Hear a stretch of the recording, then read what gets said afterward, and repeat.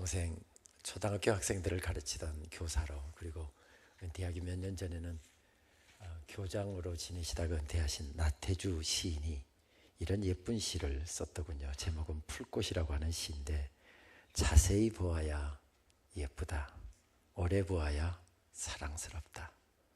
마지막 문구가 정말 압권인 것 같습니다. 너도 그렇다. 너도 그렇다. 우리 옆에 분들이 누가 앉아 계시는지, 집사님인지 권사님인지 아니면 장로님인지 한번 확인하십시오. 인사 좀 하시고요. 그리고 오늘 저녁 인사는 그렇게 하시는 겁니다. 제가 앞에 부분을 딱 읽으면 집사님도 그래요, 권사님도 그래요, 성도님도 그래요, 그렇게 인사하시깁니다. 제가 앞에 부분 합니다. 끝부분만 너도 그렇다를, 목사님한테 너도 그렇다 이러면 안 되잖아요. 그러니까 목사님도 그래요, 이렇게 바꿔서 인사를 하시는 겁니다. 제가 하겠습니다. 자세히 보아야 예쁘다, 오래 보아야 사랑스럽다.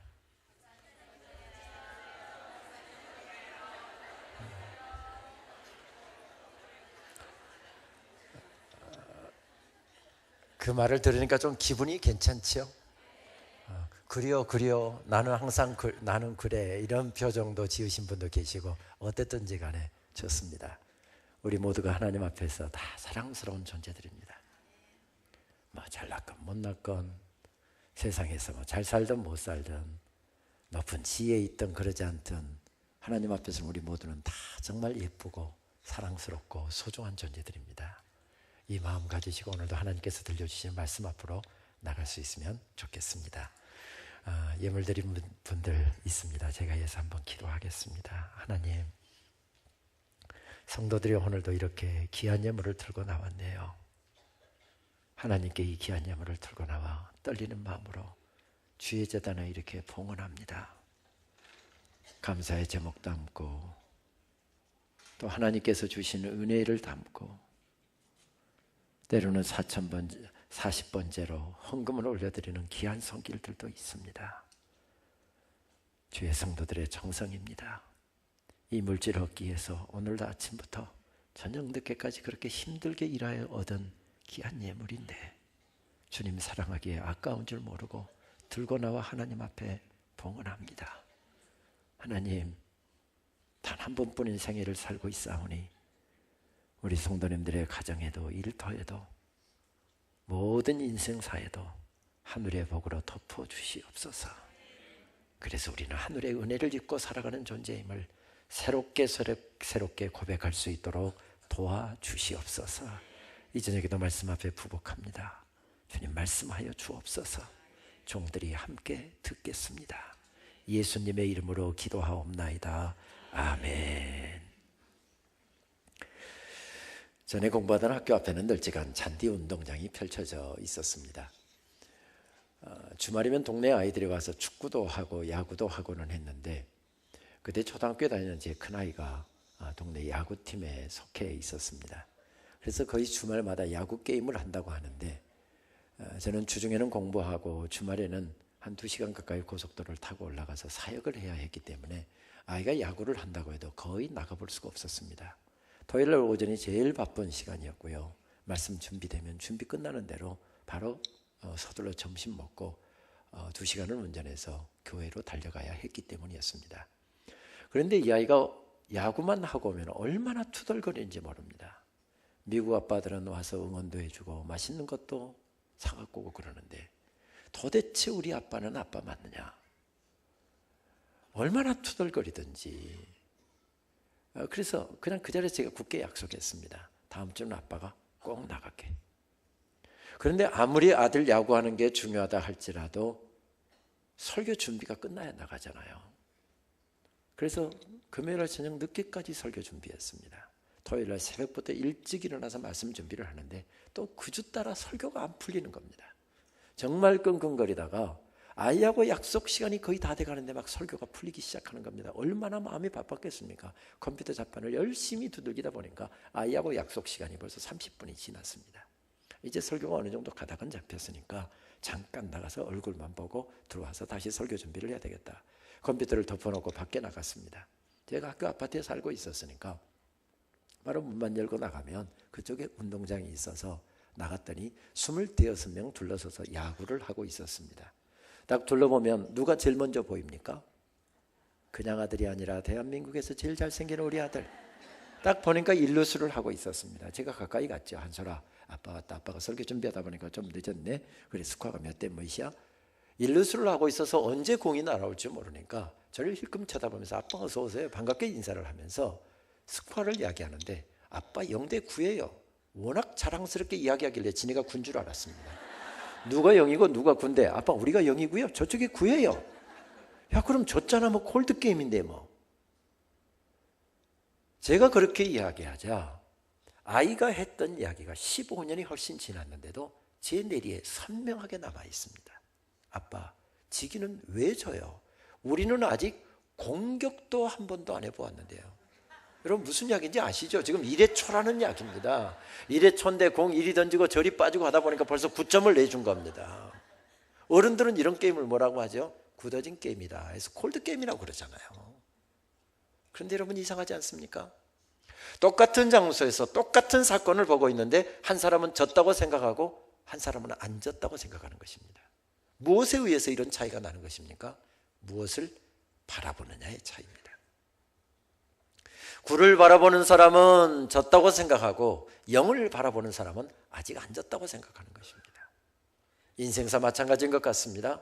신앙생활도 마찬가지인 것 같습니다. 무엇을 바라보느냐에 따라서 신앙생활도 행복한 신앙생활이 될 수 있기도 하고 인생사도 무엇을 바라보느냐에 따라서 행복한 가정, 행복한 인생 되는 것 같습니다. 무엇을 바라보느냐에 달려 있습니다. 오늘 출애굽기 17장 말씀은 똑같은 장소에서 똑같은 사람들이 똑같은 사건을 앞에 놓고 있었던 두 가지 사건을 기록하고 있습니다. 이 르비딤 땅에 서 있었던 이스라엘 백성들이 그 땅을 어떤 사람들은 무리바 땅으로 바꾸고 있습니다. 어떤 사람들은 여호와 니시의 땅으로 바꾸고 있습니다.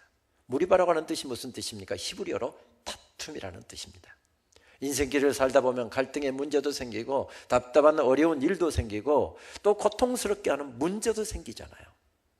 어려운 문제가 올 때마다 당신 때문에, 너 때문에 서로 원망하고 불평하고 한숨 쉬고 방황하고 그렇게 하면서 그 땅을 눈물의 땅, 불평의 땅, 원망의 땅으로 바꾸고 있는 사람들에 대한 말씀이 어디에 나옵니까? 오늘 읽지는 않았습니다만 1절에서 7절까지의 말씀입니다.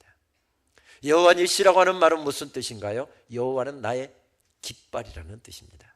옛날 이스라엘 백성들은 전쟁을 할 때 깃발을 앞세우고 나갔습니다. 일개 부대가 앞으로 밀고 나가다가 몽땅 포로로 붙잡혀 버렸습니다. 큰 전력에 차질이 생기게 되었습니다. 그런데 뒤를 돌아보니까 여전히 부대 깃발이 펄럭거리고 있습니다.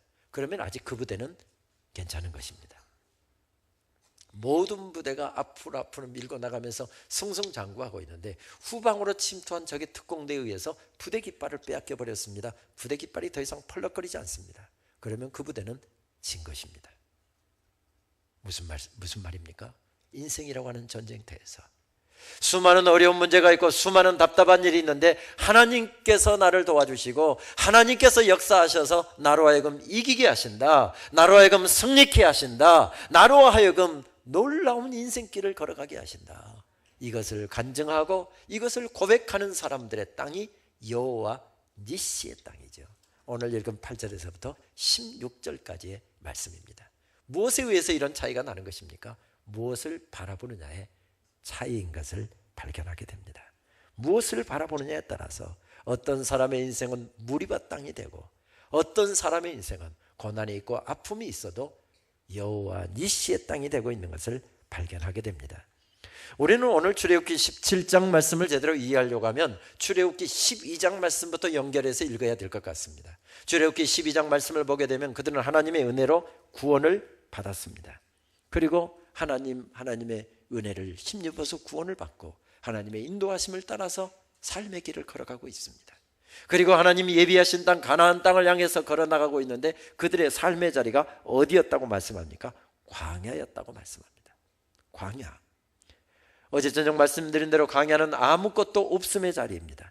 삶을 살아가는데 필요한 것이 얼마나 많습니까? 그런데 이것도 없고 저것도 없고 이것도 없는 이런 어려운 삶의 자리에 서 있었다는 것입니다. 무슨 이야기입니까? 불평할 수 있고 원망할 수 있고 염려할 수 있고 답답해할 수 있는 그런 삶의 자리에 지금 세움받았다는 것입니다.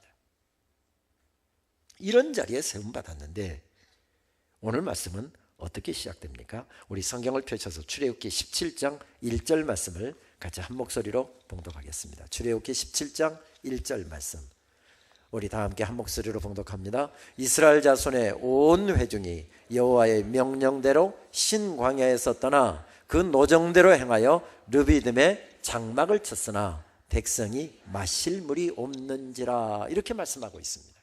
성경은 생각하는 대로 국 가는 대로 쭉쭉쭉 써내려가는 말씀이 아닙니다. 성경은 굉장히 치밀한 구조로 되어 있습니다. 그래서 성경을 연구하는 방법들이 참 많이 있습니다만은 이런 문학적인 특성, 수사학적인 기법, 이런 것을 따라서 어떻게 성경이 기록되었느냐, 이것을 따라서 연구하는 방법이 있을 정도입니다. 구태여 그런 방법을 동원하지 않는다 할지라도 출애굽기 17장 1절 말씀을 보게 되면 이 말씀도 굉장히 치밀한 구조로 되어 있습니다. 모든 단어가 한 단어로 집중되고 있고요, 한 단어와 연결되는 구조로 되어 있습니다. 그 단어가 무슨 단어입니까? 회중이라고 하는 단어입니다. 회중이 물이 떨어졌고, 회중이 광야길을 행했고, 회중들이 장막을 쳤고, 회중이라고 하는 단어가 중심을 이루고 있습니다. 이 회중이라고 하는 말은 히브리어로 칼이라고 하는 단어를 사용합니다. 이 말이 가지는 본래 뜻은 무슨 뜻인가 하면 구원받아 부름받아서 이렇게 하나님을 섬기기 위해서 모여있는 공동체, 이런 뜻을 가진 단어가 칼이라고 하는 단어입니다. 그러니까 누가 칼 공동체입니까? 바로 구원받아서 하나님을 섬기기 위해서 여기에 모여있는 우리가 바로 칼 공동체인 겁니다. 예수님 오시기 약 300여 년 전에 북아프리카의 알렉산드리라고 하는 도시에서 히브리어로 된 구약 성경을 헬란말을 하는 그리스 사람들에게 읽히기 위해서 성경이 최초로 번역된 적이 있습니다. 70여 명의 학자들이 모여서 번역했다. 정확히 말씀드리면 72명이 번역을 했는데, 그래서 70여 명이 번역했다 해서 70인역, 영어로는 셉투아진트, 그렇게 이야기를 하죠. 이 칼이라고 하는 히브리어를 헬란말로 뭐라고 번역하는가 하면 에클레시아, 이렇게 번역합니다. 에클레시아는 우리에게 조금 익숙한 단어죠. 이 말을 우리는 한글로 번역하면서 뭐라고 번역하는가 하면 교회, 이렇게 번역합니다. 그러니까 이 말을 다시 읽으면 이스라엘 백성의 온 하나님의 자녀가 된 사람들이, 하나님의 교회가 된 사람들이, 이런 뜻입니다. 그들이 어떻게 살았다고 말씀합니까? 여호와의 명령대로, 하나님의 말씀대로라는 뜻입니다. 그렇습니다. 교회가 하나님의 말씀을 벗어나면 교회는 잘못될 수밖에 없습니다. 성도들도 하나님의 말씀을 벗어나면 잘못될 수밖에 없습니다. 그들이 하나님의 말씀을 따라서 살았다는 것입니다. 신앙생활은 절대 명사가 아닙니다. 고개 끄덕거리고 눈물 몇 방울 흘리고 그리고 잠깐 감격하면서 웃고 이렇게 하고서 끝나는 것이 신앙생활이 아닙니다. 신앙생활이라고 하는 것은 하나님의 뜻을 발견했다고 한다면, 하나님의 말씀을 들었다고 한다면 잘 안 될 수 있지만은 하나님의 말씀대로 살아보려고 노력하는 것, 삶으로 살아내야 되는 것, 동사입니다. 그래서 오늘 말씀도 보면 그들이 하나님의 은혜로 구원을 받고 그대로 하나님의 칼 공동체가 돼서 끝난 것이 아니라 그들이 말씀을 따라서 어떻게 살았는지를 세 가지 동사를 통해서 표현하고 있습니다. 어떤 동사입니까? 떠나다, 행하다, 장막을 쳤다라고 하는 동사입니다. 하나님이 떠나라 말씀하시니까 조상대대로 살아왔던 편리한 땅이었지만 그 땅을 떠나고 있습니다. 힘든 길이지만 광야길로 행하라 말씀하시니까 광야길로 행했다는 것입니다. 한 걸음이라도 발걸음을 재촉해서 빨리 가나안 땅에 이르고 싶어 발걸음을 재촉하고 있는데 불기둥이 멈춰섭니다. 구름기둥이 멈춰섭니다. 아, 멈춰서라는 이야기구나. 그리고 광야에 텐트를 치고 멈춰섰다는 것입니다. 이렇게 그들의 생의 시작과 생의 진행이 하나님의 말씀에 이끌려서 걸어나가고 있습니다. 그렇다고 한다면 하나님께서 책임지실 것입니다. 그렇다고 한다면 하나님께서 반드시 도와주실 것입니다. 그런데 성경은 뭐라고 말씀합니까? 물이 떨어졌다, 전쟁이 일어났다, 이런 말씀이 나오고 있습니다. 하나님의 말씀을 따라서 살아가고 있는데 왜 어려운 문제가 오는 것입니까? 왜 답답한 문제가 생기는 것입니까? 하나님의 말씀을 따라서 떠났고 하나님의 말씀을 따라서 행하고 있는데 왜 어려움이 오고 있는 것입니까? 불평할 수 있는 상황이었다는 것입니다. 원망할 수 있는 상황이었다는 것입니다. 마음이 막 복잡하고 분노로 얼룩질 수 있는 그런 시간에 서 있었다는 것입니다. 눈치가 빠른 분들은 금방 여기서 눈치를 챘을 것입니다. 우리 앞에 두 가지가 놓여 있는 것을 금방 발견할 수 있습니다. 하나는 무엇입니까? 우리를 힘들게 만들고 염려하게 만들고 불편하게 만들고 화가 나게 만들고 답답하게 만드는 삶의 환경이 우리 앞에 하나 놓여 있습니다. 또 하나는 무엇입니까? 우리가 하나님의 자녀가 되었다. 우리가 하나님의 백성이 되었다. 이 두 가지가 우리 앞에 놓여 있다는 것입니다. 무엇을 바라보면서 인생을 살 것이냐? 내가 하나님의 백성이 되었다, 내가 하나님의 자녀가 되었다라고 하는 그 사실을 바라보면서 살아가면 광야도 천국이 되는 것입니다. 감옥도 천국이 되는 것입니다. 그런데 아무리 편한 땅에, 아무리 좋은 땅에 서 있어도 환경 바라보고 문제 바라보게 되면 불평할 수 있는 상황 가운데 서 있었다는 것입니다. 여기에서 중요한 것은 우리가 인생길을 살아갈 때 내가 하나님의 자녀가 되었다, 나는 하나님의 사랑스러운 존재다, 보면 볼수록 예쁘고 오래 보면 더 예쁘고 하나님의 사랑스러운 자녀다, 이것을 바라보면서 살 거냐, 아니면 환경 바라보면서 살 거냐, 문제 바라보면서 살 것이냐, 이것에 따라서 인생이 달라진다는 것입니다. 우리가 하나님의 자녀가 되었다고 하는 사실을 바라보면서 살려고 한다고 한다면 여기서 반드시 확인하고 넘어가야 할 한 가지 사실이 있습니다. 그것이 무엇입니까? 내가 하나님의 자녀가 되었느냐라고 하는 사실입니다. 평생 예수님을 섬긴 분들에게 하나님의 자녀이십니까? 하고 묻는다고 한다면 새로운 질문이라고 하실지 모르지만 목사로 30년을 살아도, 목사로 50년을 살아도 이 부분에 가슴 떨리는 아멘이 없다고 한다면 목사로 50년을 산 것이 아무 소용이 없을 정도로, 그 정도로 중요한 사실입니다. 여러분들에게 묻습니다. 여러분 분위기 따르지 마시고요, 정말 나 자신을 한번 돌아보시면서 이 부분에 진솔하게 한번 답을 해주시면 좋겠습니다. 여러분들은 하나님의 자녀이십니까?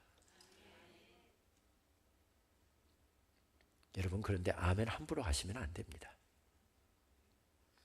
특히 부흥회를 할 때 같은 경우에 저야 뭐 전문 부흥사가 아니니까 할렐루야 아멘 하고 믿습니까? 축원합니다 해서 여러분들에게 아멘 강요 안 하지, 부흥회 이렇게 하는 사람 없습니다.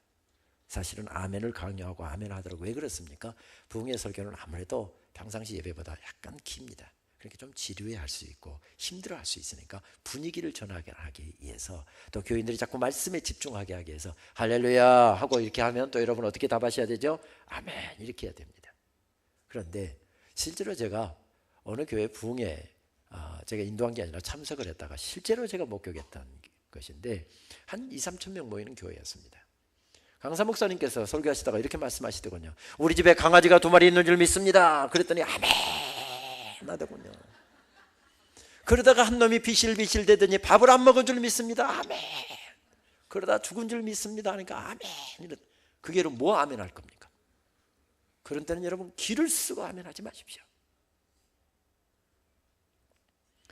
우리 나사렛 성결교단은 좀 뜨거운 교단이어서 조금 다릅니다만은 제가 속한 장로교 같은 경우 아멘 잘 안 합니다. 요즘에는 많이 달라졌지만 옛날에 같은 경우 이렇습니다. 옆에 우리 순복음교회 같은 경우에는 정말 아멘 잘하잖아요. 조영기 목사님 계실 때 여대 순복음교회 1년에 한 5차례 강의를 갔던 적이 있었습니다. 조 목사님께서 참 훌륭한 점이 많지만은 그 교회 풀타임 사역자가 660명이랍니다. 그런데 그 중에서 10%를 떼서 뭐 교군이 뭐 하니 이런 보직들 다 놓게 하고 6개월 동안은 재교육을 시킨다고 하더군요.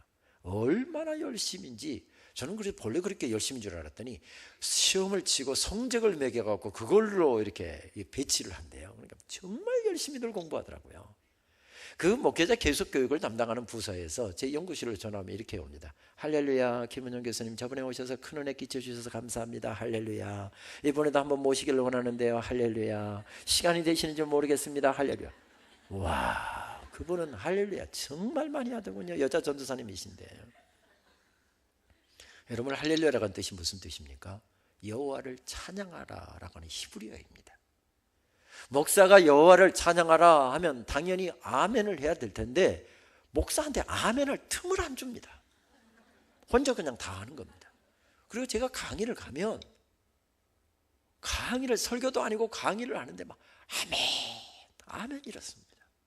한 번은 660명이 새벽 예배 마치고서 7시부터 9시까지 쉬는 시간 없이 스트레이트로 2시간을 강의해달라는데 갔더니 담임 목사님 포함해서 660명이 다 모였으니까 한 교회잖아요. 강의를 하는데 이쪽에 앉아있는 여자 전사님인지 목사님인지 모르겠지만 여자분들은 또 울고 앉아있고요. 와, 아멘 정말 잘하더라고요. 아멘을 잘한다는 거 중요합니다. 그러나 내가 진심을 담아서 하는 것이 더 중요합니다. 분위기 따를 필요 없고요. 내가 하나님의 자녀가 아직 아니라고 하는 사실은 부끄러운 사실은 아닙니다. 그러나 뒤로 넘길 사실은 아닙니다. 내일로 미룰 사실도 아닙니다.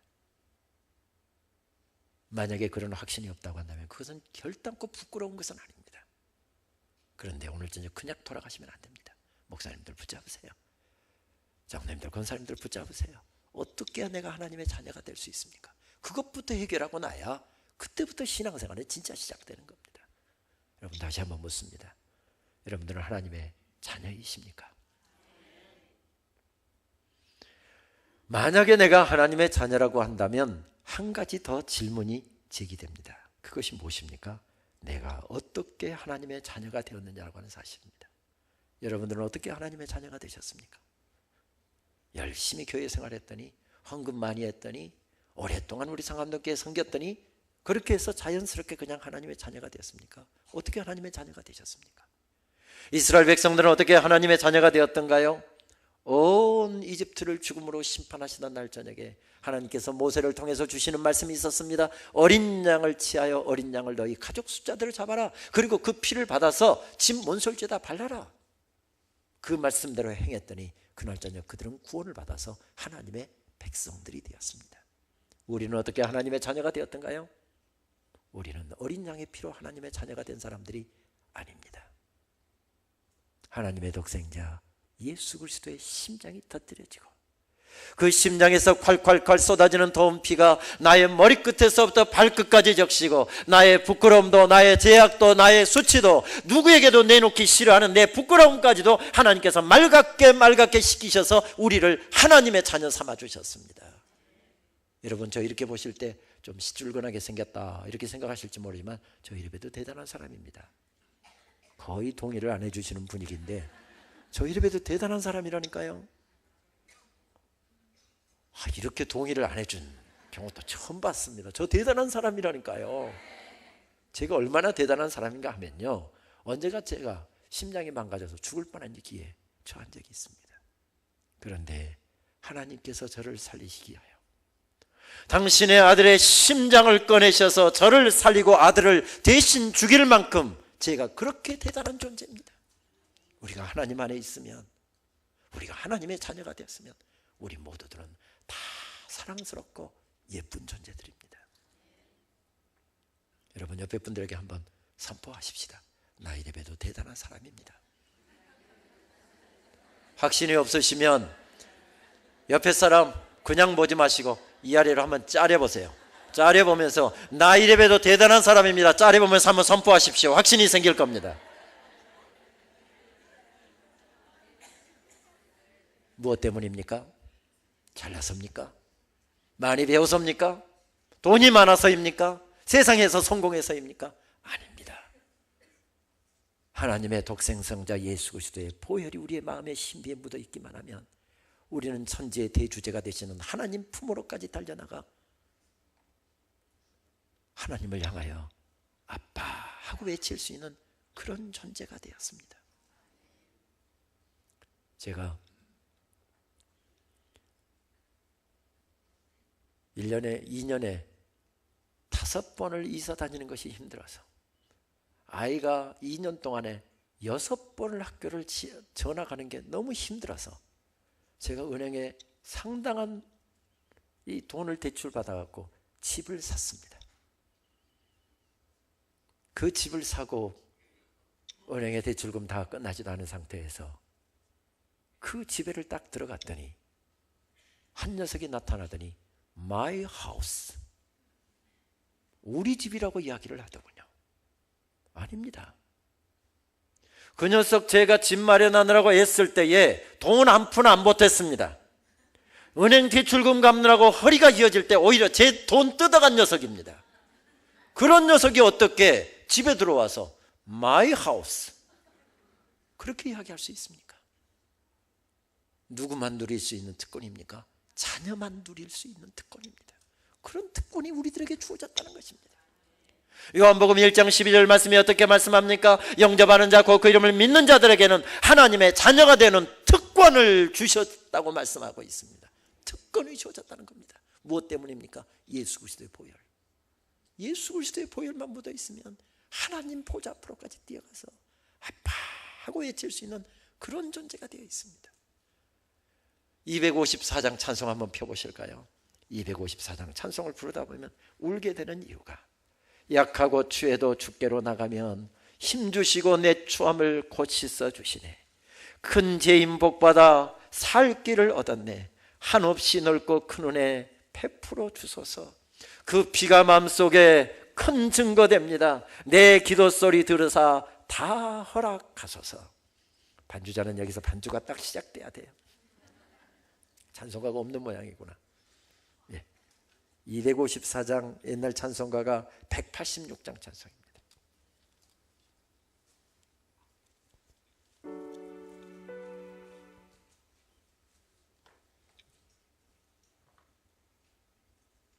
내 주의 보혈은 정하고 정하다. 내 죄를 정케 하신 주 날 오라 하신다. 내 주의 보혈은 정하고 정하다. 내 죄를 정케 하신 주 날 오라 하신다. 내가 주께로 지금 가오니 십자가의 보혈로 날 씻어 주소서.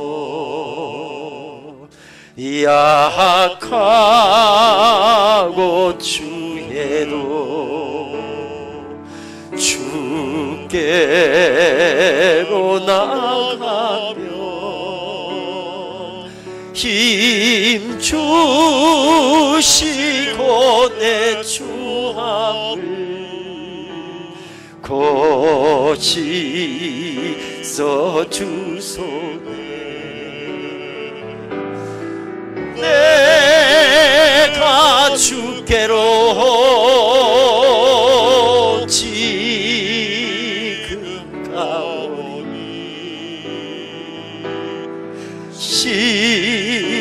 십자가의 보혈로 날 씻어 주소. 4절 큰 죄인 복받아 큰 죄인 복받아 살 길을 얻었네.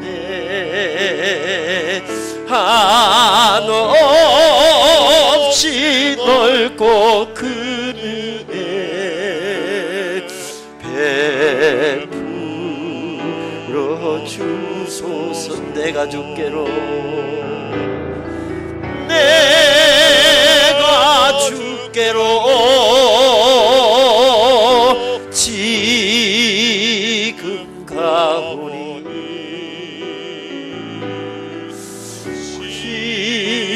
십자가의 보혈로 날 씻어 주소서. 그 피가 맘속에 그 피가 맘속에 큰 증거됩니다.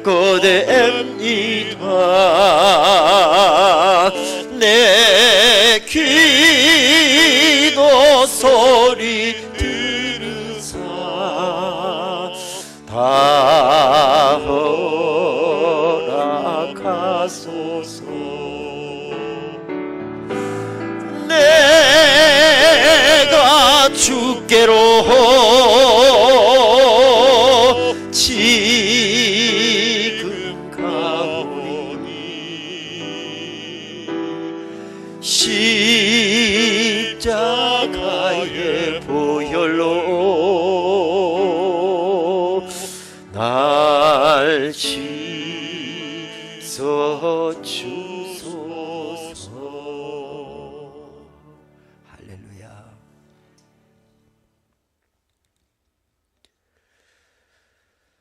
제 친구 교수들은 올해 딸이 무슨 대학에 들어갔느니, 전공을 무엇을 택했느니, 등록금이 얼마가 나왔느니 이런 류의 이야기를 하는데, 저는 늦둥이 딸을 두다 보니까 친구 교수들하고 이야기 내용과 질이 전혀 다릅니다.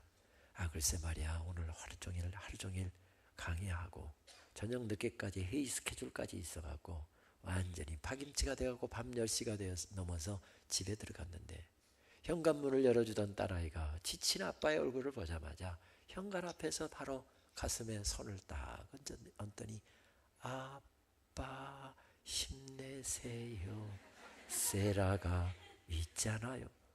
눈에서 눈물이 팽그르 돌더라고. 그래서 세라야, 한 번만 더 해줄래? 아빠 힘내. 세라야, 한 번만 더 해줄래? 구두도 안 벗고 현관 앞에 서서 지친 아빠의 얼굴을 바라보면서 아빠 힘내세요 외쳐주는 딸아이의 노래를 10번이나 시켜서 들었다는 거 아니야. 그랬더니 얼마나 힘이 나든지 다시 나가서 10시간을 강의해도 괜찮겠더라고. 이런 이야기를 하면 친구 교수들은 부러워서 어쩔 줄을 모릅니다. 왜냐하면 대학생이 된 딸은 지 앞에서 지 아빠하고 꼬꾸라져도 절대 이 짓은 안 한다는 겁니다. 그러니 그 딸 하루 저녁만 빌려달라. 나도 그 노래 제발 한 번만 듣게 해달라. 택도 없습니다. 절대 안 빌려줍니다. 늦둥이 딸을 둔 아빠들은, 여기도 혹시 늦둥이 딸을 둔 아빠들 자세히 한번 관찰해 보세요. 너나 없이 다 푼숙기가 있습니다. 저도 지금 푼숙기가 발동하고 있는 건데, 기왕 푼숙기가 발동한 김에 그냥 제 딸 자랑 조금만 하게 15초만 하겠습니다. 제 딸아이는요, 아침에 일어나면 쪼르르 제 방으로 달려와서 백화점식 인사를 가는가요? 아빠 밤새 안녕히 잘 주무셨어요? 편하게 인사합니다. 그 모습이 우습기도 하고 예쁘기도 하고, 제가 안고 허그를 해주지요. 뽀뽀를 해줍니다. 제 뺨에 뽀뽀를 합니다. 그리고 귓불이를 함께 붙잡고서 아빠는 세라 때문에 행복해. 그러면 제 딸이 난 아빠 때문에 행복해요. 제 아내가 질투의 눈으로 쳐다보고 말건 아침마다 그런 세레모니를 계속합니다. 그리고 와서 화장실에 가서 세수하고, 아마 교회 학교에서 배운 큐티를 하는가 봐요. 성경 한 장을 소리내서 읽습니다. 그리고 또 어떤 부딪혀오는 말씀이 있는지 그 말씀은 또 반복해서 읽는 것을 보게 됩니다. 바로 전까지 성경책 읽는 소리가 났는데 조용해서 뭐 하는가 하고 가만히 들여다보면 성경책에다 손을 놓고 뭐라고 중얼중얼 하면서 기도하고 앉아 있습니다. 그리고 지 엄마가 차려놓은 밥상에 와서 예쁘게 손보고 감사기도 하고, 식사하고 학교 갈 때면 아빠 학교 잘 다녀오겠습니다 공손하게 인사하고 학교에 갑니다. 그러면 자랑할 만하죠? 자랑할 만하죠? 그런데 이것은 희망사항입니다. 제 딸아이는 목사 딸이어도 아침에 일어나서 기도 안 합니다. 성경도 안 읽습니다. 늦잠 자다가 마지못해서 지 엄마의 성화에 못 이겨서 일어나면 넋을 잃고 소파에 이렇게 앉아 있습니다. 세라야, 왜 그렇게 하고 앉아 있어? 빨리 세수하고 밥 먹고 학교 갈 준비해야지. 지 엄마의 성화에 못 이겨서 밥상에 앉으면 감사 기도도 안 하고 밥 숟가락 쑥 들어갑니다. 세라야, 감사 기도하고 밥 먹어야지. 그러면 입에다 밥 이만큼 물고서 감사 기도한다고 우물우물 하면서 기도하고 앉아 있습니다. 가관이 아닙니다.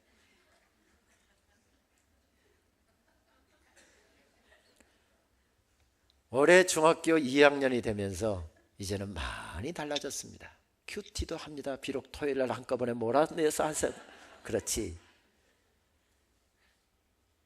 그래도 저는 제 딸이 예쁩니다. 설령 이 아이가 큐티를 안 해도요, 밥 먹을 때 기도하는 거 깜빡 잊어버리고 밥 이만큼 물고서 기도해도요, 성경 안 읽어도요, 저 절대 딸아이 버리지 않을 것입니다. 제대로 된 아빠라고 한다면 누가 딸아이가 아침에 성경 좀 안 읽었다고 버린 아빠 누가 있겠습니까? 그런 아빠 없습니다. 하물며 독생자의 심장을 터뜨리셔서 천에 하나 만에 하나 구별하고 성별하여 하나님의 자녀 삼으셨는데 하나님께서 우리를 버리시겠습니까? 버리지 아니하실 것입니다. 세상 끝날까지 우리를 책임지실 것입니다. 인도하실 것입니다. 이 땅의 모든 삶 마치는 그날 우리 품에 안아서 우리 영혼 천국으로 인도하실 것입니다. 이 땅 살아가는 동안에도 때로는 하나님께서 고난도 주시고 어려움도 주시지만은 하나님 의지할 때마다 가장 좋은 때 가장 좋은 길로 우리를 인도해 주실 줄 믿습니다. 저도 인생을 가만히 생각해 보면 직선 코스로 하나님께서 저를 인도하셨던 적은 몇 번 없었던 것 같습니다. 늘 빙빙빙 돌려서 정신없이 돌다가 힘들어서 작정기도도 하고 철야도 하고 금식도 하고 그렇게 몸부림치다가 보면 어느 때 저 길을 바라보면서 기도했는데 엉뚱한 곳에 하나님께서 세우시는 것 같더니 기도하다 보면 언제 세워놓으신지 모르게 그쪽에 세워놓으셨고, 그런데 그렇게 아픔을 겪으니까 고난을 당하니까 제 마음속에 간증이 쌓이더라고요. 고백이 쌓이더라고요. 하나님께서 책임져 주실 것입니다. 그래서 하나님께서는 환경 바라보지 말고 문제 바라보지 말고 어려움에 얽매여서 살지 말고 오늘 답답하게 하는 사람에게 내 모든 관심 쏟고 살지 말고 하나님의 자녀가 되었다, 하나님의 백성이 되었다, 하나님의 사랑스러운 존재가 되었다라고 하는 사실을 바라보면서 살 것을 우리들에게 요청하고 계십니다. 그러면서 오늘 말씀이 어떻게 시작됩니까? 그때에라고 하는 단어로부터 시작됩니다. 이 시간의 부사어는 앞에 사건이 있었는데 그 사건이 끝난 직후에라고 하는 이런 시간의 부사어입니다. 그러나 이 말 속에는 의미론적으로 보면 더 깊은 의미가 있습니다.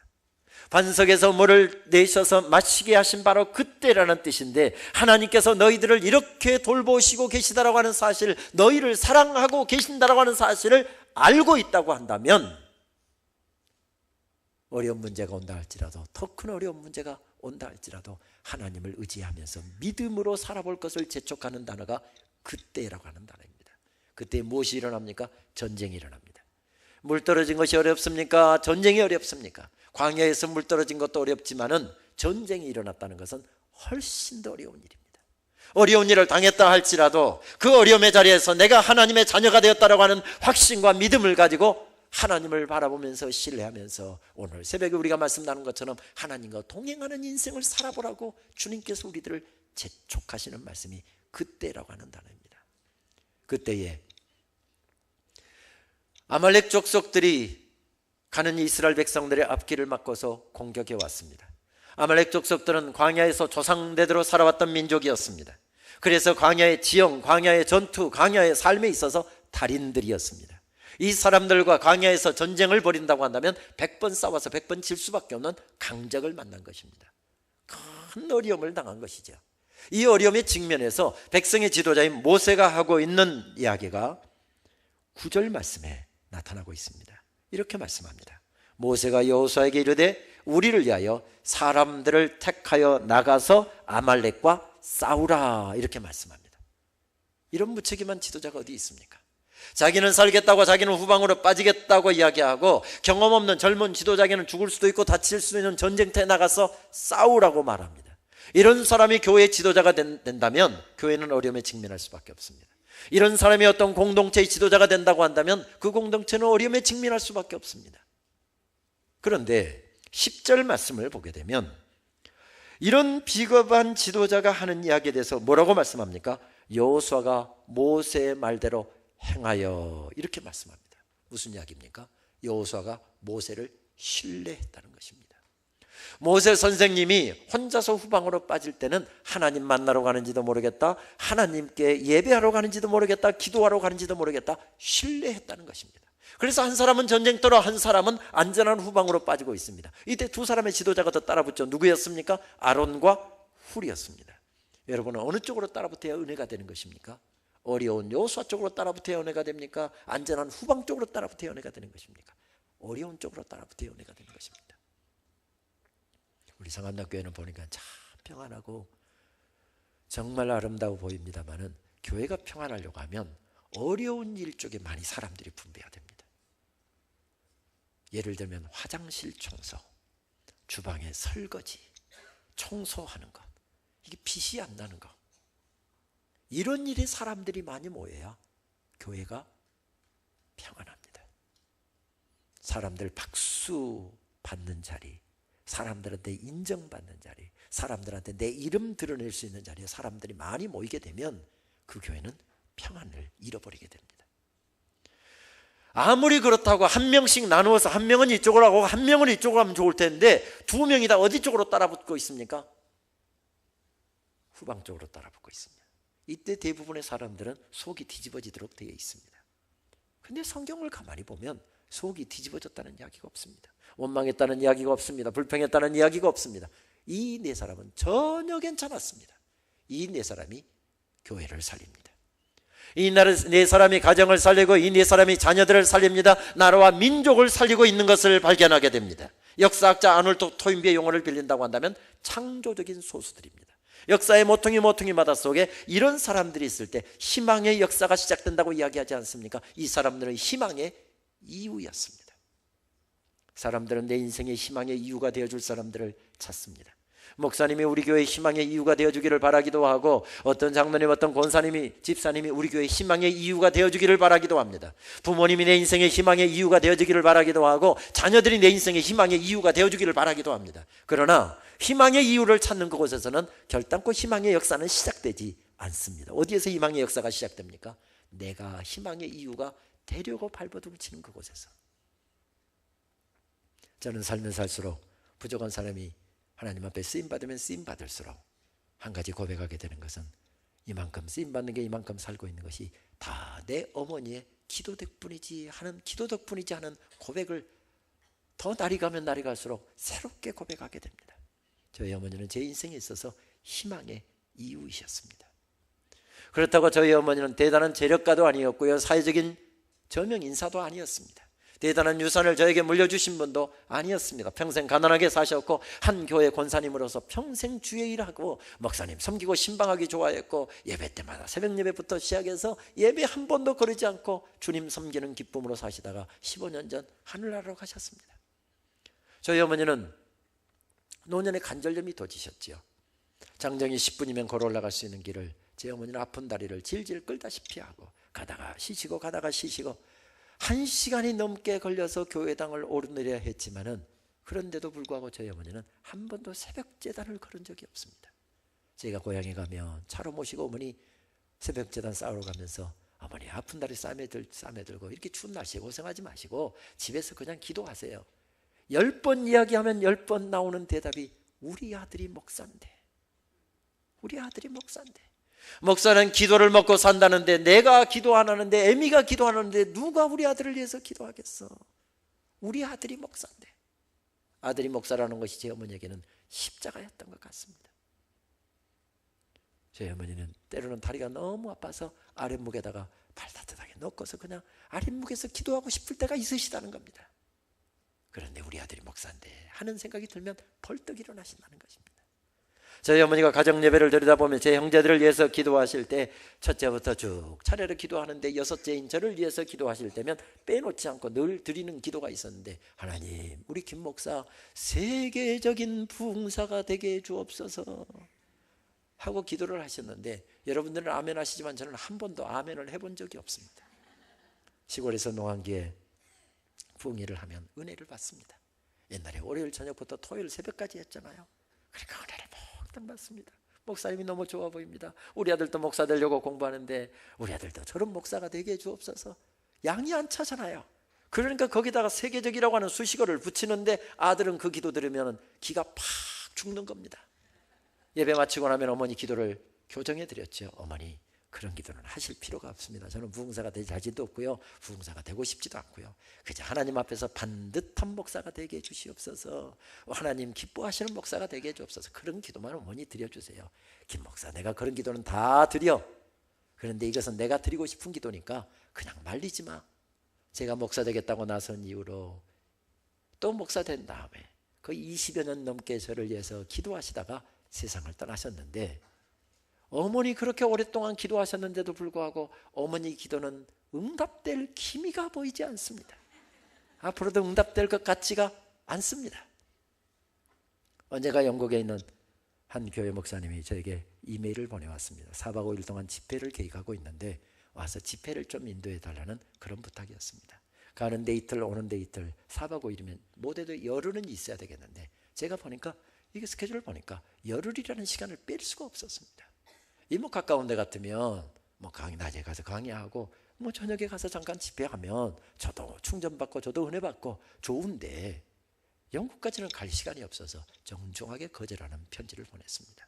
그랬더니 또 이메일이 왔습니다. 3개월 전부터 저를 놓고 기도하고 있다는 겁니다. 제가 스케줄이 안 되는데 3개월부터 기도하면 무슨 소용이 있습니까? 목사님 죄송합니다. 제가 열흘 시간을 못 내겠습니다 하고서 또 거절하는 편지를 보냈습니다. 그랬더니 이번에는 국제 전화가 왔어요. 목사님 바쁘신 줄 알지만 다 주재원들, 박사과정하는 유학생들, 한국에 돌아가면 일당돼 갈 수 있는 사람들이니까 목사님 멀지만 꼭 좀 와주시면 좋겠습니다. 또 제 스케줄 들먹거려 가면서 거절하고 전화를 끊었습니다. 저 같으면 다시 전화가 안 오겠는데 일주일 후에 또 전화가 왔는데 보니까 그 목사님이에요. 목사님 전화를 받았더니 하시는 말씀, 목사님 우리 교회에 오셔서 집회 인도해 주시면 유럽 5개국 관광을 책임지고 시켜드리겠습니다. 그래서 갔다는 거 아닙니까? 여러분 5일 동안 집회하고 유럽 5개국 관광을 시켜준다는데 안 가요? 당연히 가죠. 그런데 목사가 안 갈 집회를 관광시켜준다고 갔겠습니까? 부족한 사람 저렇게라도 불러서 은혜를 받고자 하는데 안 가면 제가 하나님 앞에 혼날 것 같더라고요. 물론 영국과 유럽 몇 개국 돌아봤지만 제 돈으로 관광했습니다. 그런데 스케줄 이렇게 바꾸고 저렇게 조정해서 영국 가는 비행기를 타고 있는데 어머니의 기도가 생각이 나는 것입니다. 저도 비교적 비행기 여행을 많이 하는 편인데 목회자 강의하러 간다든지 학교 강의하러 학회 참석하러 가면 외국 가는 비행기 타고 가도 전혀 어머니 기도가 생각이 나지 않습니다. 꼭 그런데 외국에 집회 인도하러 가면 꼭 비행기 타고 가면 어머니 기도가, 어머니가 저희 젊었을 때 저를 위해서 눈물로 가정 예배 때서 저를 위해서 기도하시던 그 기도, 새벽마다 저를 위해서 드렸던 그 기도가 생각이 나는 것입니다. 내가 어머니 기도 때문에 영국 가는 비행기 타고 있구나, 뉴욕 가는 비행기 타고 있구나, 워싱턴 가는 비행기 타고 있구나, 시카고 가는 비행기 타고 있구나, 달라스 가는 비행기 타고 있구나, 시드니 가는 비행기 타고 있구나. 어머니 기도는 세상 떠난 지 10년, 15년이 넘었는데도 여전히 역사하는 힘인 것을 발견하게 됩니다. 그런데 저는 어머니 때문에 잘 먹고 잘 살았다고 해보십시다. 어머니 때문에 크게 쓰임받았다고 해보십시다. 그런데 제가 자녀들에게 희망의 이유가 되지 못한다고 한다면 저는 잘 산 사람은 아닐 것입니다. 다른 사람들은 기도해주는 어머니가 계셨다는데, 아버지가 계셨다는데 우리 집에는 없는데 어떻게 할 것입니까? 내가 어머니 가까스로 돌아가시기 전에 전도해서 예수 겨우 믿고 세례 겨우 받고 세상 떠났는데, 저를 위해서 기도 한마디 할 여유도 없이 그렇게 세상 떠났는데 어떻게 하겠습니까? 여러분 그거 한탄하고 사시겠습니까? 내가 희망의 이유가 되면 되는 겁니다. 자녀들에게 희망의 이유가 내가 되면 되고, 남편에게 희망의 이유 내가 되면 되고, 내가 자녀들에게 희망의 이유 내가 되면 되는 것입니다. 아내의 희망의 이유 내가 되면 되는 것입니다. 희망의 이유가 있는 곳에서 하나님의 놀라운 역사가 시작되기 때문에 그렇습니다. 그렇게 해서 전쟁이 시작됐습니다. 여호수아는 전쟁터에 나가고 모세는 산에 올라갑니다. 열심히 싸우면 이기게 되어 있습니다. 병법이 뛰어나고 군대 숫자가 많고 전략이 뛰어나고, 그리고 첨단 무기로 무장되어 있으면 그 부대가 이길 것입니다. 그런데 성경은 누가 이겼다고 말씀합니까? 모세가 손을 들면 여호수아 이스라엘이 이겼고, 손을 내리면 아말렉이 이겼더라. 여러분 21세기에도 이런 말씀이 믿어지십니까? 이건 거의 동화 같은 이야기잖아요. 옛날에 전설 따라 삼천리 수준입니다. 우리 청년들에게 묻습니다. 목사님한테 안 읽을 테니까 여러분 이런 말씀이 믿어지세요? 손만 들면 전쟁에서 이긴다. 우리가 옛날 6.25 때 손 안 들어갖고 저 대구 밑에까지 밀렸던가요? 아니었잖아요. 손만 들면 전쟁에서 이긴다. 이게 믿어지세요? 목사님 있으니까 대답을 못하는데 저는 안 믿어져요. 말도 안 되는 이야기예요. 예를 들어볼까요? 아들이 작년에 대학 떨어졌어요. 재작년에 대학 떨어졌어요. 삼수를 하면서 정신 좀 차리고 공부하면 좋으련만 정신을 차리지 않습니다. 잔소리 꽤나 했습니다. 근데 가을이 깊어가는 어느 날 화장실 가려고 새벽 3시에 일어났는데 보니까 아들 방에 불이 환하게 켜져 있습니다. 이놈이 이제 수능 시험 가까우니까 드디어 이렇게 늦게까지 정신 차리고 공부하는구나. 엄마가 너무 기뻐서 화장실 갔다 온 다음에 이 과일 꺼내서 깎고, 그리고 냉동실에 올려놨던 떡 꺼내갖고 전자레인지에 돌려서 따끈하게 차고 해갖고 다가를 준비해갖고, 아이고 우리 아들 이 늦게까지 공부하느라고 수고한다 격려하려고 딱 갔더니 새벽 3시인데 컴퓨터 켜놓고 삐롱삐롱 이지다고 앉아있는데, 엄마가 새벽에 와서 손만 우아하게 들고 있으면 좋은 대학 쑥 들어가요? 아니잖아요. 그렇게 해서 좋은 대학 들어가면 날마다 와서 손 들고 있게요? 그래서 말도 안 되는 이야기예요. 손만 들면 전쟁에서 이긴다, 이건 말도 안 되는 이야기예요. 그런데 하나님께서는 모세에게 이 말씀을 성경에다가 기록하라고 말씀하시는 것입니다. 이것이 동화처럼 느껴지는 분이 계실지 몰라도, 이것이 안 믿어지는 분이 혹시 계실지 몰라도, 이것은 하나님의 백성들의 정체성이라는 것입니다. 아이덴티티라는 것입니다. 하나님의 백성들이 누구입니까? 하늘 향해 두 손 높이 들고 살아가는 사람들. 누가 손듭니까? 포로들이 손듭니다. 누가 손듭니까? 쫄병들이 손듭니다. 모세는 쫄병이 아니었습니다. 모세는 포로가 아니었습니다. 쫄병 한두 명 붙잡혀서 포로가 된다고 해서 절대 전쟁 끝나지 않습니다. 그러나 총사령관인 대장이 포로로 붙잡히거나 손을 들고 항복해버리면, 그러면 전쟁 끝나는 것입니다. 그러므로 대장은 아무 때서나 손 번쩍번쩍 들면 안 되는 것입니다. 군대를 편성하고 지휘관들을 임명했습니다. 작전 명령을 하더라고. 그리고 함께 기도하고 이제 전쟁에 돌입하려고 하는데 하나님께서 모세를 부르더니, 모세야 손을 들어라. 무슨 말씀입니까? 모세야, 내가 대장이 아니라 내가 대장이니라. 내가 총사령관이 아니라 내가 총사령관이니라. 내가 내 가정의 주인이 아니고, 내가 내 인생의 주인이 아니고, 내가 내 사업의 주인이 아니고, 내가 내 자녀들의 주인이 아니고, 내가 주인이니라. 이 사실을 고백하라는 것입니다. 이 사실을 고백하라는 것입니다. 우리가 하나님의 자녀로 산다는 것이 무엇입니까? 어떻게 해서 우리가 하나님의 자녀가 되었습니까? 예수 그리스도를 나의 구주로 영접할 때 Lord and Savior. 로드라고 하는 말이 무슨 뜻입니까? 내 주인이라는 뜻입니다. 내 대장이라는 뜻입니다. 적어도 그런 고백이 있을 때, 그런 삶을 살아갈 때 우리는 진짜 하나님의 자녀가 되고 하나님의 백성이 된 것이지요. 아직까지 그 고백이 희미하다고 한다면 바로 못 살거나 아니면 자녀가 아직 확실히 안 됐거나 둘 중에 하나인 것입니다. 하나님의 자녀의 정체성이 무엇이라는 것입니까? 손 들고 사는 사람. 손을 높이 든다라고 하는 것은 하나님이 나의 대장이십니다. 하나님이 나의 힘이십니다. 하나님이 나의 능력이십니다. 이러한 고백을 하나님 앞에 올려드린다는 것이죠. 손을 높이 든다라고 하는 것은 기도의 의미로도 해석해 볼 수 있을 것 같습니다. 누가 기도합니까? 하나님께서 세워주셔야 세워지고, 하나님께서 높여주셔야 높여지고, 하나님께서 지켜주셔야 지켜진다고 믿는 사람은 무릎 꿇고 살게 되어 있습니다. 그런데 내 힘으로 내 사업 얼마든지, 내 가게 얼마든지, 내 직장 얼마든지 내 능력으로 승진할 수 있고, 얼마든지 내가 잘할 수 있다, 내 능력으로 얼마든지 공부할 수 있다, 내 앞길 열어갈 수 있다, 이런 사람들은 기도하지 않습니다. 그러나 하나님께서 지혜 주셔야 내 공부가 빛이 나고, 하나님께서 도와주셔야 내 사업이 세워지고, 하나님께서 높여주셔야 높여지고, 하나님께서 지켜주셔야 지켜진다고 생각하는 사람은 무릎 꿇고 살게 되어 있습니다. 여러분, 기도가 힘입니다. 기도가 능력입니다. 혹시 기도하다가 기도의 손이 내려와 있는 분들이 계십니까? 어떤 이유로든지 간에 열심히 기도했더니 다 응답받았습니다. 자녀들 좋은데 다 출가시켰습니다. 직장생활 다 잘합니다. 건강합니다. 기도할 거리가 없다는 겁니다. 그러면 하나님께서 다시 풍랑을 일으키시면, 어려운 문제를 주시면 그때 다시 기도 시작하시겠습니까? 기도할 것이 얼마나 많은데요. 우리 상암동교회는 우리 목사님이 큰 사역을, 큰 목회를 감당하시고 또 우리 기독교 명문사학의 총장님으로 수고하시잖아요.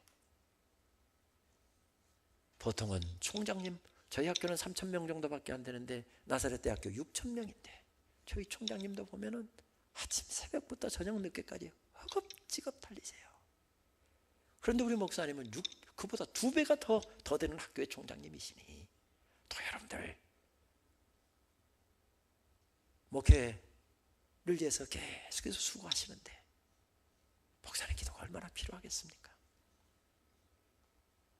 저는 지금 작은 사역을 하고 있지만 지금 제가 지금 말씀 전하고 있을 때 이 시간 저를 위해서 제 기도 중보자들이 이 시간 제 지금 설교 사역을 위해서 계속 기도하고 있습니다. 상암동교회 새벽 5시 반, 저녁 7시 반, 말씀 전하는 시간 30분 후니까 8시부터 새벽에 거의 5시 40분부터 그 시간 집중적으로 저를 위해서 기도합니다. 기도가 없이 어떻게 설교가 능력 있게 나갈 수 있습니까? 기도 없이 어떻게 하나님의 말씀이 심령들을 변화시킬 수 있습니까? 어떻게 기도가 없이 하나님의 능력이 나타날 수 있습니까? 어떤 사람은 그런 사람도 있더군요. 김 집사님 기도는 잘만 응답해 주시던데, 김 집사님은 기도 하루만 시작하면 집도 잘 팔리던데, 나는 40일을 기도해도 2번 40일 작정을 해도 하나님 나 삐졌어요, 나 이제 기도 안 할래요. 실망해서 기도에 손이 내려와 있는 분들이 있습니까? 살다 보면 종종 그런 실망감이 들 때가 있습니다. 이스라엘 백성들도 그랬습니다. 어려운 문제를 가지고 아무리 오랫동안 몸부림치면서 기도해도 하나님께서 응답하시지 않는 것 같았을 때, 기도의 손을 높이 들고 있다가 기도의 손이 내려왔을 때 스바냐서 3장 16절 말씀을 보게 되면 뭐라고 말씀합니까? 이렇게 말씀합니다. 예루살렘에게 이르기를 두려워하지 말라. 시온아, 내 사랑하는 시온아, 내 손을 늘어뜨리지 마라. 그러면서 그 유명한 스바냐서 3장 17절 말씀으로 연결되지 않습니까? 너희 하나님 여호와가 너희 가운데 계시니 그는 구원을 베푸실 전능자시라. 그가 너로 인하여 기쁨을 이기지 못하여 하시며, 어떤 너로 인하여? 하늘 향해 2 손을 높이 들고 있는 너로 인하여 기쁨을 이기지 못하여 하시며, 너를 잠잠히 사랑하시며. 하나님이 기뻐하시면 끝나는 거 아닙니까?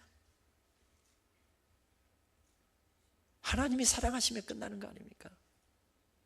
저는 고등학교 때 수학을 참 좋아했습니다.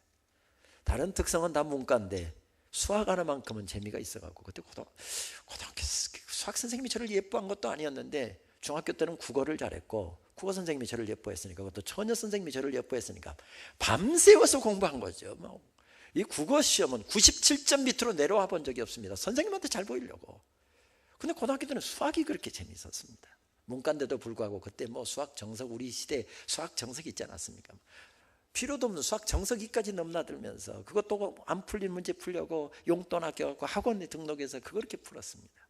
제가 좋아하는 것은 미분적분이었습니다. 그런데 딱 목사 되고 나니까 미분적분이 아무 필요가 없더라고요. 여기 집사님들, 권사님들 헌금 계산하는데 미분적분 필요하던가요? 아무 필요가 없더라고요. 하나님이 사용하시면 내가 잘하는 것도 빛이 납니다. 하나님이 사용하시지 않으시면 내가 아무리 애쓰고 잘한 것도 빛이 안 납니다. 오늘부터 하늘 향해 2 손을 높이 들고 기도의 삶을 시작하실 수 있으면 좋겠습니다. 남성들이 각자에서 거룩한 손을 높이 들고 기도하기 시작할 때, 여성들이 각자에서 기도의 손을 높이 들기 시작할 때 하나님께서는 가정 가운데서 일하시기 시작하실 것입니다. 남편들의 삶 가운데, 남편들의 일터 가운데서 일하시기 시작하실 것입니다. 자녀들 속에 일하시기 시작하실 것입니다. 그런데 문제는 손을 높이 들면 승리한다라고 하는 건 눈앞에서 바로 보고 있는데 계속해서 손을 들고 서 있을 수 없더라는 것이 고민이었습니다.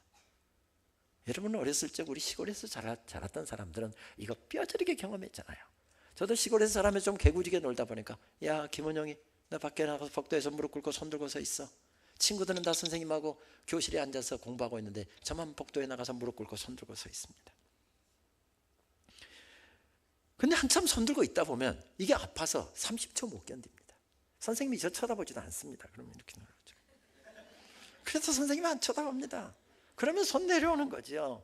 그러니까 코딱지도 파고 혼자서 이렇게 놀고 딴 생각하고 있다가 선생님 온지도 모르다가 선생님 해초리로 등 딱 맞고 또 손 들고, 그렇게 몇 번 걸리다 보면 걸상들여야 했던 데도 있고, 모진 선생님들은 걸레반 양동이 물들라고 한 적도 있잖아요. 여기 초등학교 선생님들 계시면 제발 양동이 걸레반 물은 들지 않게 해주세요. 40년이 넘었는데도 훨씬 지났는데도 아직도 제 마음에 상처로 남아 있습니다. 선생님도 압니다. 저도 압니다. 손 계속해서 들고 서 있을 수 없다는 거. 이때 누가 필요합니까? 아론과 훌이 필요합니다.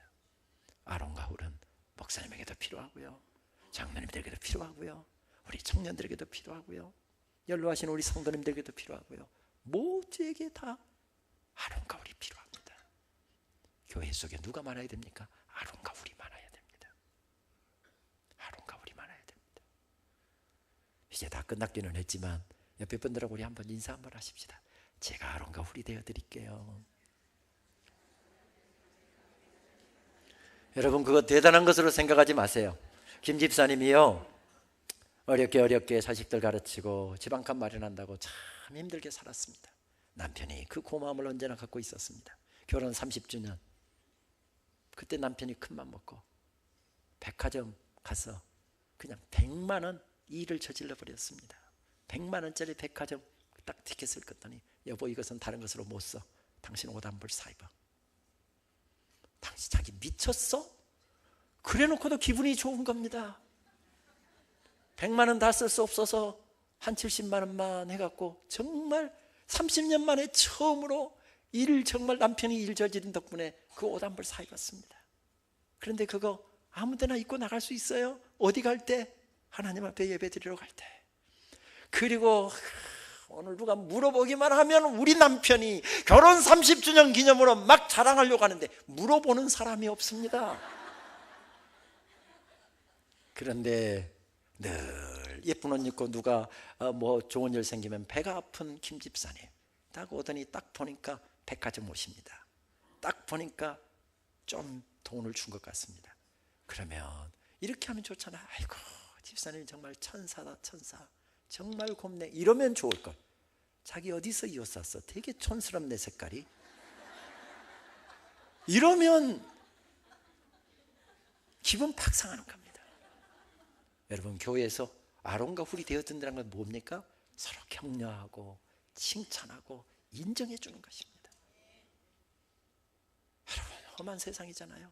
힘든 세상이잖아요.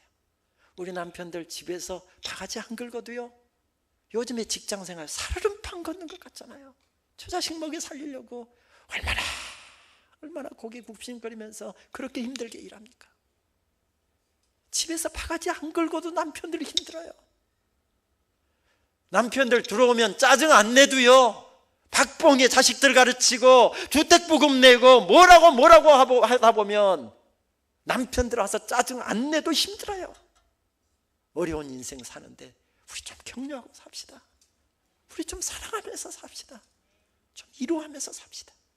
몇십 년 산다고 그렇게 부부싸움하고 몇십 년 산다고 작은 것 갖고 한 달 가고 두 달 가고 자기 속만 아픕니까? 그렇게 당한 배우자 속은 얼마나 지금 뒤집어지는데, 여러분, 우리 좀 격려하면서 삽시다. 우리 예수 믿는 사람답게 좀 폭이 좀 넓어지고 생각의 폭도 넓어지고 생각의 깊이도 좀 깊어지고, 이렇게 사는 것이 뭘로 사는 것입니까? 아론과 훌로 사는 겁니다. 이제 의미를 알았으니까 다시 한번 하시는 겁니다. 집사님, 내가 아론과 훌이 되어줄게. 우리 옆에 분 한번 보시면서 인사 다시 한번 하십니다.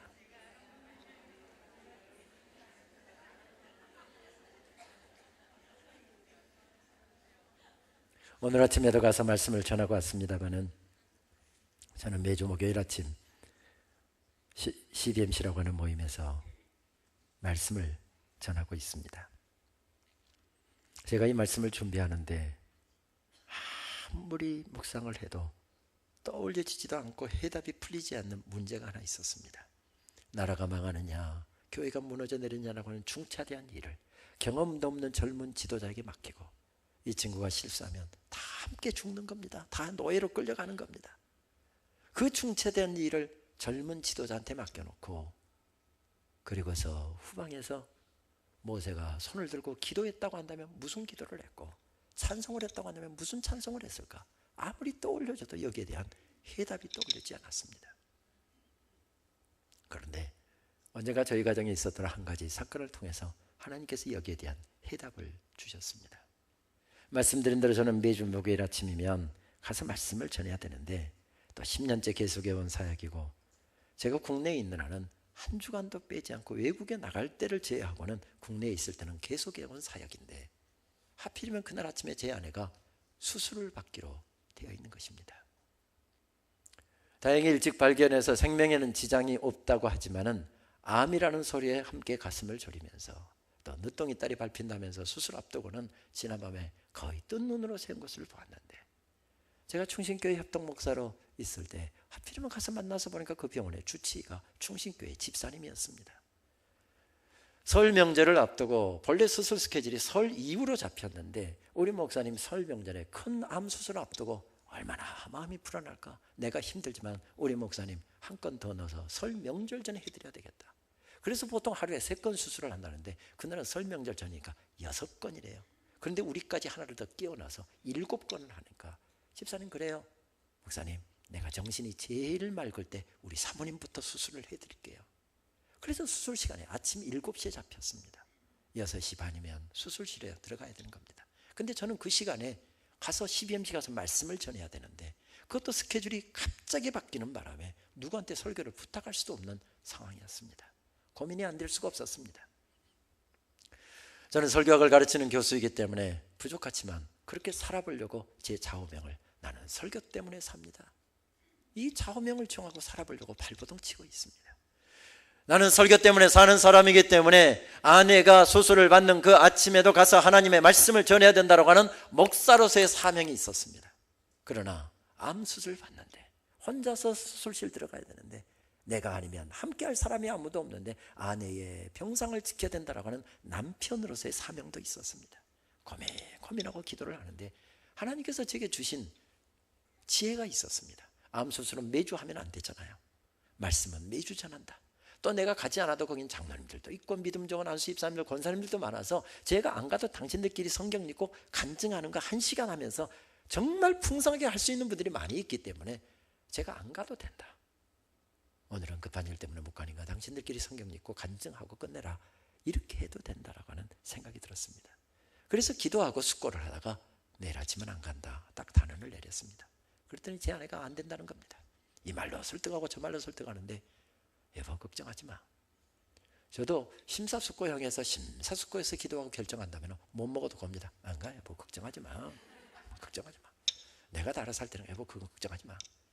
그런데 이 말로 참말로 설득을 하는데 마지막 아내 이 말에 제가 손을 들고 말았습니다. 여보 당신은 여기 있어봐야 내 수술 잘 되는 데는 이만큼도 도움이 안 되는 사람이다.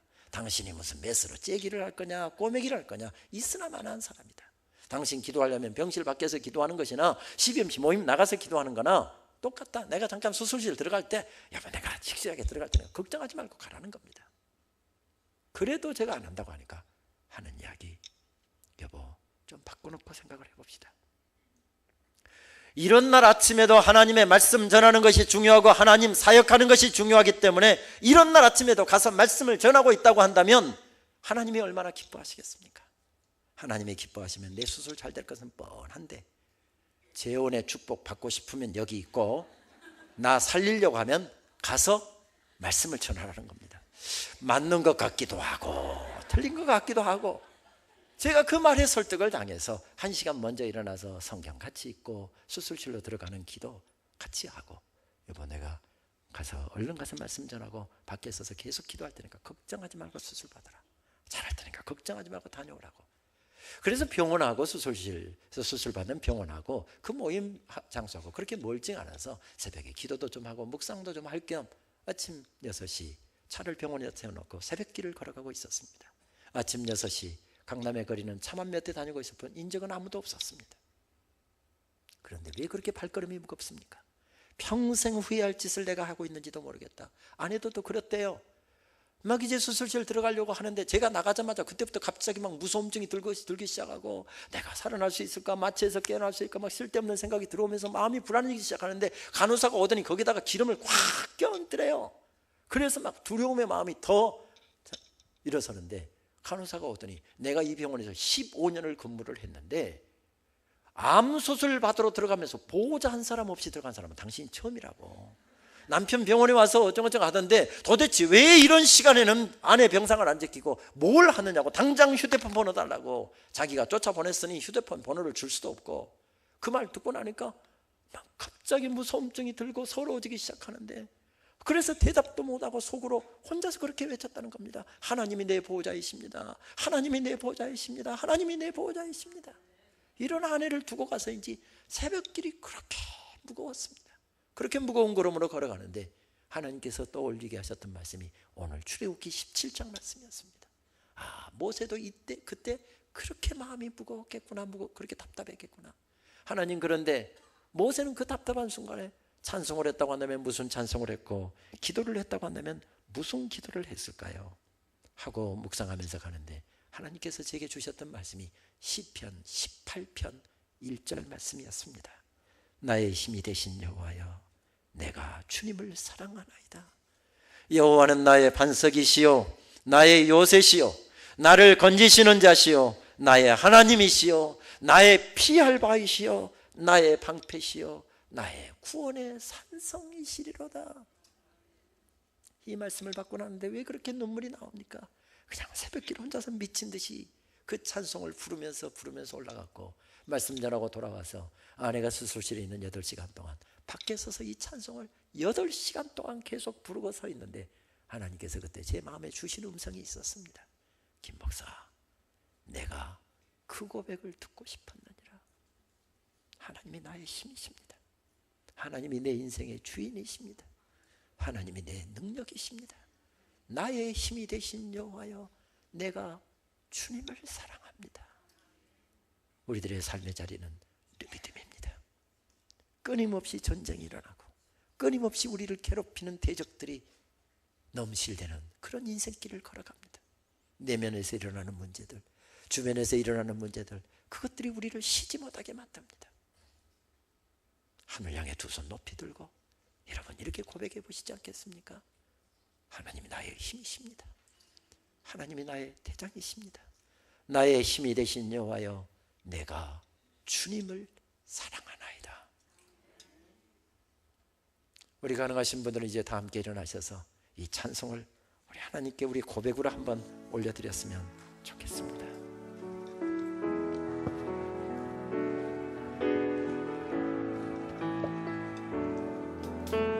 힘이 되신 여호와여, 내가 주님을 사랑합니다. 주는 나의 반석이시며 나의 요새시라. 주는 나를 건지시는 나의 주, 나의 하나님, 나의 피할 바이시요 나의 방패시란 나의 하나님, 나의 하나님,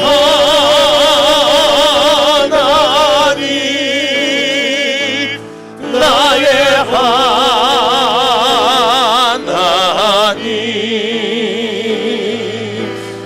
구원의 뿌리시요 나의 산성이라.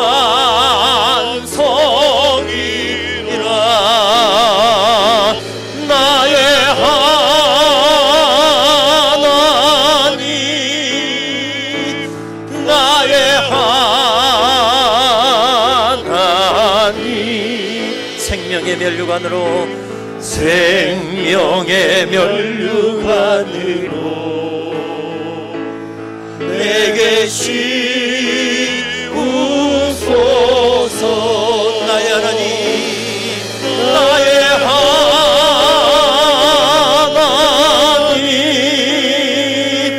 나의 하나님, 그는 나의 여호와, 나의 나의 생명이신 여호와여, 나의 생명이신 여호와여, 내가 주님을 찬양합니다. 주는 나의 사랑이시며 나의 여지시며, 주는 나를 이끄시어, 주는 나를 이끄시어 주의 길로 인도하시며, 주의 길로 인도하시며 나의 생의 목자 되시니 내가 따르리라. 두 손을 높이 드시고 나의 하나님, 나의 하나님,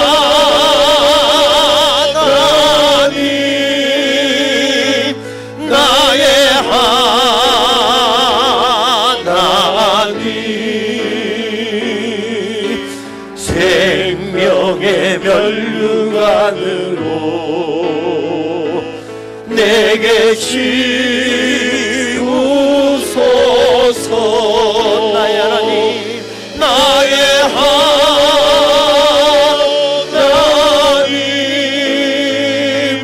나의 하나님,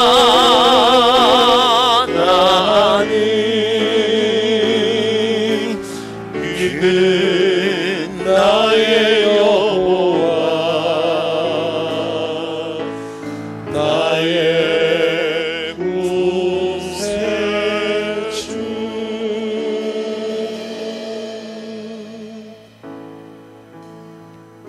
하나님이 아니면 여러분들도 더 하시겠지만 저도 하루에 12번씩 주저앉아 버리고 싶은 때가 있습니다.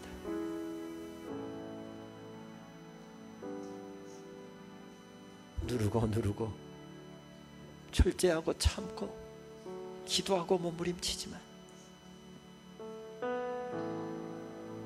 나를 힘들게 하고 나를 울게 만들고 내 가슴이 찢어지게 만드는 그 어려운 문제 앞에서 그냥 되는 대로 살아버리고 싶은 때도, 그런 유혹도 종종 있습니다. 하나님 바라보지 않는다고 한다면 잠시도 헤쳐나가기 어려운 그런 인생길을 우리들은 걸어가야 할 때가 있습니다. 사랑하는 배우자도 너무 멀게만 느껴질 때도 있고, 사랑하는 형제들도 내 마음을 몰라줄 때가 있습니다.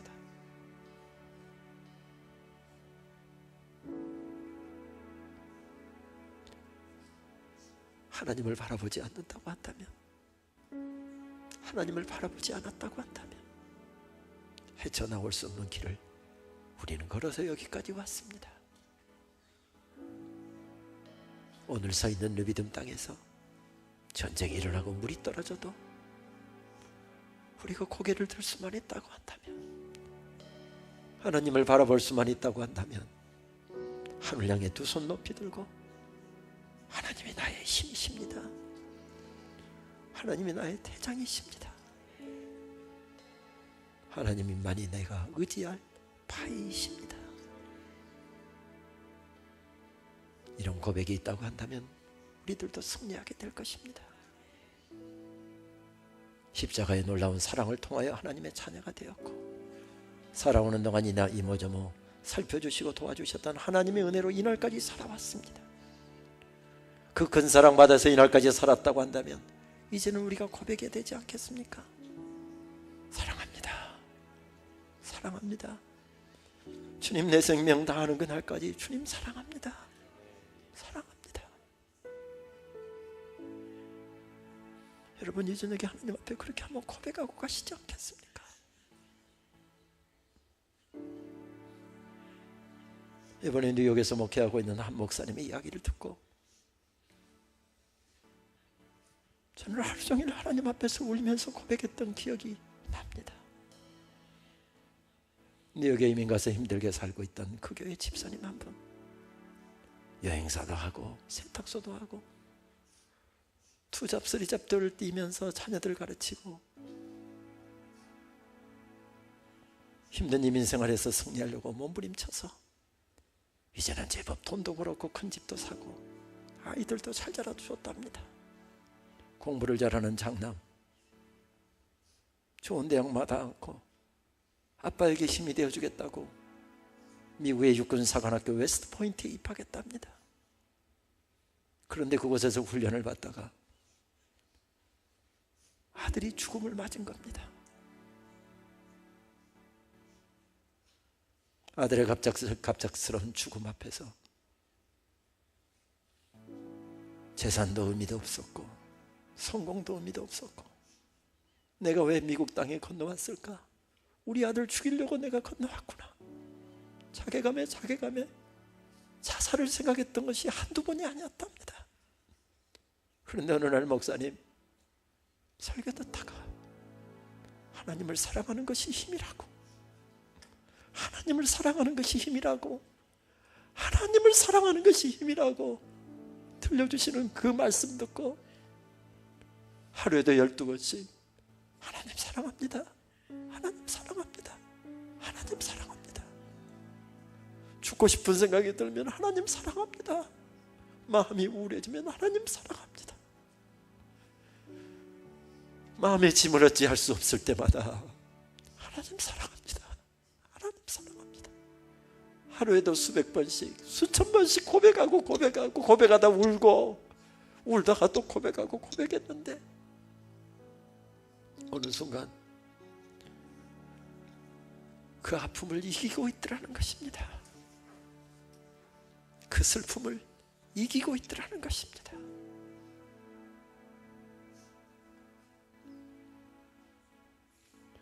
그리고 그분은 온 성도들 앞에서 그렇게 고백하더랍니다. 하나님을 사랑하는 것이 능력이라고. 내가 주님을 높이면 주님이 나를 높여주실 것입니다. 하나님을 사랑하면 더 큰 사랑을 우리들에게 덧입혀 주실 것입니다. 하나님, 예배드리는 것도 찬양하는 것도 섬기는 것도 봉사도 직분 감당하는 것도 나의 힘이 되신 여호와여, 내가 주님을 사랑합니다. 이 고백에서부터 여러분 시작됐으면 좋겠습니다. 힘들고 어려울 때마다, 포기해버리고 싶을 때마다, 주저앉아버리고 싶을 때마다, 분노가 나를 감쌀 때마다 하늘 향해 두 손 높이 들고 나의 힘이 되신 여호와여, 내가 주님을 사랑합니다. 여러분 이 시간 고백하십시다. 두 손 다시 드시겠습니다. 그리고 고백합니다. 온 가슴으로 온 영혼으로 하나님이 나의 힘이십니다. 하나님 우리 가정의 대장이십니다. 오 할렐루야, 감사합니다. 귀한 자리 귀한 백성들 불러 모으시고 하나님의 어여쁘고 사랑스러운 사람들 구원하시고 생명 주시다니 오늘 말씀으로 채워주셔서 감사합니다. 우리 합심해서 기도하겠습니다.